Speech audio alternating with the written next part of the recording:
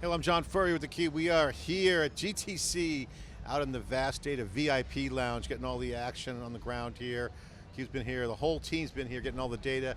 Big movement in terms of the accelerated computing, AI factories, and the entire storage stack, the memory layer, and the agent layer real time, all happening here at GTC, and everyone's buzzed because the future is looking really bright and there's so much demand. Andy Pernsteiner is here, Field CTO of VAST. Great to have you back on theCUBE. Thanks for coming on. Having me, John. The demand curve is so hot right now that everyone's buzzing, their heads are spinning. But if you look at what was being said here at GTC, Jensen laid out a lot of stuff, but things he highlighted on was, things can't be slow. A human can wait a second, but data, AI can't wait. It's got to be fast. This is the #1 thing that's going on. You guys are doing a lot of work, and the storage is playing the biggest role. That's, in my opinion, it's the biggest thing that's changed from last year to this year, functionally, as it's becoming more important. I mean, memory's memory. We all know want more memory, but storage has changed a lot in its role and position for NVIDIA and overall ecosystem. Well, we actually feel like it's been that way all along.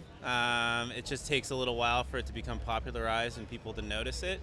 You know, the clients that we've been working with over the last several years who've been training AI models and building pipelines, data's always been at the center of what they needed. I think the mainstream is catching up with it now. Jensen announcing these kinds of things on stage obviously lends a lot of credibility to that. You know, part of it also is because we're seeing a tripling in terms of the number of exabytes that we're going to be deploying year over year compared to last year, and that's pretty significant. And I think it's a combination of a lot of factors. The type of data that people are analyzing now to build models is changing from text to multimodal and beyond. And I think a lot more general purpose mainstream organizations are realizing that they need to harvest the entirety of their data to get their models right. I think it's fair to point out, and when I mentioned big change, I think it is a mainstream awakening. But you know, we covered VAST's launch a few years ago when you guys launched the company.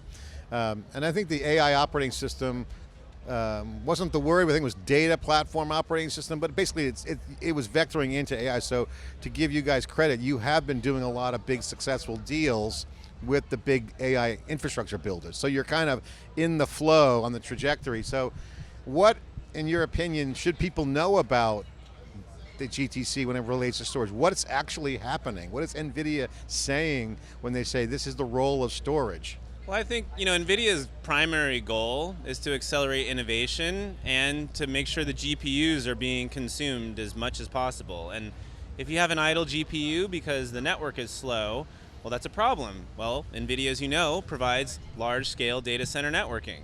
So they have control over that situation. They don't have their own implementation of a storage platform, and they needed to make sure that whatever they chose to use and whatever they worked with their customers to use would be able to satisfy the demands of GPUs. So the first layer is obviously you need to provide the bandwidth.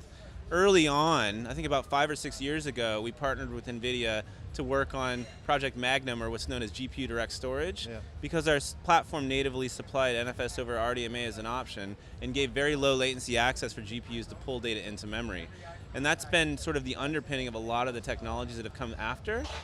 More recently, we're working with them on their Dynamo inference engine, specifically around tuning of KV cache as it relates to offloading attention data from the GPU to compute off into a cache that can grow exponentially and allow for inference, not just for users who are using chatbots, but also for agents who are constantly throwing inference requests at GPU servers. It allows the GPUs to be utilized better for what they're good for, and allows the offload of those expensive GPU cycles onto storage. NVIDIA announced the availability of Dynamo 1.0, you mentioned that. And talking to Charlie Boyle earlier today, he said, we don't want to do storage. So KV cache, Dynamo is essentially the orchestrator. It is the operating system, their words, whether it's KV cache or Dynamo, it's all kind of the same thing. Why is that so important? Why is Dynamo an important piece of the puzzle? Well, I think what people have found is that, you know, initially, when people were talking about accelerating inference, they would focus on what you could do within high bandwidth memory. And so, because obviously that's the lowest latency. But I think the word latency has a different meaning in the world of LLMs and AI. in the world of storage, you think about latency in microseconds or milliseconds. And you think about milliseconds when it comes to LLM requests, but usually it's a number of milliseconds. It's not 1 millisecond. Yeah. And so what we found is that if you can offload previously computed attention data from an LLM session, if you put it onto storage, yes, it's slower to initially fetch it, but what it means is that the GPU can be used for more active sessions. And so if a GPU isn't busy having to recalculate previously computed session data, then it can easily service another request and asynchronously fetch that session data. And that's the work that we've been working with NVIDIA on. And we see a 10x improvement in inference capability out of a single GPU server. The bottom line is more tokens. Basically. I mean, more tokens. Okay, talk about foundation stacks. Open source has been a huge theme for this event. I mean, you couldn't have been screaming it louder if you weren't Jensen on the stage. He talked about OpenClaw. He continued to reiterate the vertical he's going after. He talked about horizontal scale, vertical specialization, domain expertise. Open source is filling the gap there. Talk about foundation stacks and how that relates to the whole blueprint piece and open source. So we actually started this project off based on using NVIDIA's blueprints and allowing them to be deployed on our platform. Some of the early initial implementations were around NVIDIA's ingest pipeline for generating embeddings based on documents. We then extended what we worked on to include video in terms of video search and summarization. NVIDIA has a great model that can do video analysis and summarization. And so what we've done is we've created open source GitHub repositories for these pipelines that customers can pull down, manipulate to the way they want, and then deploy them. They're easiest to deploy on VAST because, of course, that's where we did all of our effort. But we're leaving it on open source because what we understand is that not one size fits all. And so customers need to be able to make adjustments and modifications, but they also need a recipe so that they don't have to learn how to build it from scratch. And so we're giving them not only the recipe, but also the playbook on how to deploy it. And then if they need to make customizations, then they can. So the CUDA stack and the AI stack has been a big advantage for NVIDIA. You guys have taken a very storage approach and kind of, I won't say storage, data platform approach. We've talked about this on theCUBE many times. How is that going with customers now as they look for inference? You guys ran the table on training. That's kind of well known. Now you got inference booming. What's your vision on how you see that unfolding? Well, I think what we see, at least in large enterprise organizations, maybe we'll call them more conservative organizations, if you want to say that, they all have AI initiatives. What we found is that those AI initiatives have a hard time proliferating throughout the entire organization because they get stuck in a pilot phase because they have a challenge scaling them and they have a challenge making sure that they fit the security model of the organization. If you're a bank and you have different trading units within your firm, they don't share data between each other, and you need to make sure that that data as well as regulated data is protected using the bank's security policies. But roll your own implementations of a RAG system don't give you that without having to have specialized staff and consulting. And so what we've done is we've created a policy model and integrated it with the way that NVIDIA deploys pipelines to ensure end-to-end security. And so organizations can distribute that across a wider array of their user base and be able to bring things into production. Like we've talked to many customers this week where they've been in the pilot phase, and what's stopping them is this security and the ability to scale, and so we're giving them a path to do that. Yeah, and I love the tiering angle. It's not new to you guys, I mean, but NVIDIA, for the first time, I see the Pareto charts. You see the segmentation, it's basically levels. And you start to see, okay, Vera Rubin's going to have a great performance curve at certain levels. Certainly you got to pay for that, but then you still have performant other areas. It's like it's tiering, and so you got to have intelligence around data and what workloads, to the point you were saying about knowing what not to send where, why I'm going to do that. I mean, why would I want to have all the expensive GPUs either idle or doing tasks I don't want to do? So you start to see that coming together. What's your, just as a techie, what's your take on this? Because this to me is massive progress. Yeah, I mean, what I see is that being able to intelligently route things to the right place, it comes down to cost and economics.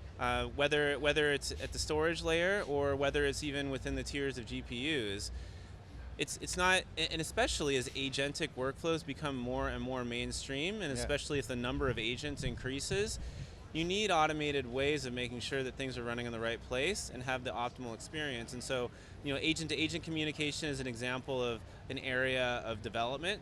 Another one is ensuring that agents have access to the correct data in the right context, as though they were a person. But people are in some ways a much more finite resource compared to the number of agents that we're going to see proliferating. So I think when people think about agents, they might think about very simple use cases, but just imagine multiplying that by 10-fold or 100-fold or 1,000-fold. That's the world that we're going to live in. So. All right, so pretend I'm a prospect or customer or just a friend. Explain to me why Vast Data's got the secret sauce to feed the beast, the GPUs, the systems. What's the secret thing? Our secret isn't so secret, right? We wanted to take commodity hardware that other manufacturers created and be able to expose as much performance as possible to any application, regardless of whether the data was new or old. We completely tore down the storage stack that people have considered to be the sort of tiered storage architecture of the past. We've completely flipped that upside down, and so now we've basically made the standard way that people deploy AI factories and AI model training solutions. It needs to be an all-flash, all-performance system. We were the first to bring it to market because we were the only ones who knew how to commercialize it in an economical way. In terms of performance, our goal is to always be at the level where NVIDIA is ready, right? As they increase the networking speeds, our hardware vendors support those networking speeds. We partner very closely with them for switching, for network interface cards, for everything, to give the best possible chance for those GPUs to be busy. And ultimately, we actually don't see the bottleneck as storage or networking or even GPUs. We see it as humans' ability to use those resources. And so another part of the Vast story is to make things easy to use because then more people will use them. Yeah, you guys got a good story. Final question for you. We talked about this on the panel with Solidigm. First of all, they're doing great with the density. They solve a lot of that problem. You guys bet on the density equation. But this disaggregated infrastructure is a conversation that's in the hallways right now. You've seen a lot of people talking about as you disaggregate the centers, the data centers or the factories, we'll see a lot more distributed computing paradigms in the AI infrastructure. Just your thoughts on how that progresses, how that's evolving, how you see it, where it's going. I think that where data is generated, where it's processed and trained, and where it's inferred, that's going to be a fluid situation.